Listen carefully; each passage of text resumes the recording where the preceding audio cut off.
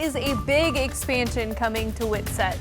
Now, Peacehaven sits on nearly 90 acres, and it's connecting people of all abilities through inclusive learning, work and play, and currently they're just using 8 of those acres. But new funding is pushing them towards breaking ground on a large community center and housing complex. You crushed it. This is Ann Harris, Yay. one of 5 core members. It's me, Autumn, Ben, Adam, and Jeff. All living at Peacehaven. Harris works at an Italian restaurant and spends time gardening with her friends at the site. Good time out here together. It's these spaces that adapt to the needs of individuals with intellectual developmental disabilities, rather than expecting them to adapt to the world. Right now, there are farms, workshops, and job preparedness program for adults. But it's about to become something much bigger. Phase 1 is the community center and the farming operations building.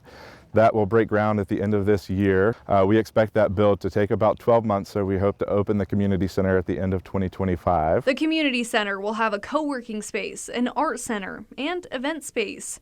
Phase 2 will be going alongside Phase 1, with plans to open dozens of units to house at least 50 people by 2026-2027. They also plan to build a healthcare clinic, a cafe with a patio overlooking the lake, and hold community events like live music and workshops. As we were telling them a vision for Peacehaven, they said, well, it sounds like you're just kind of trying to create a utopia. And we were like, yeah, maybe we are. A place where we can all live, work, play, and learn together. 70% of North Carolina residents with an IDD live in isolation. 80% aren't employed. Leaders say this plot of land can change that. It's this whole concept of building the plane as we fly it. And it's as equally terrifying as it is inspiring, because we know that we're flying in the right direction and that there's so many folks that want to come along for the ride.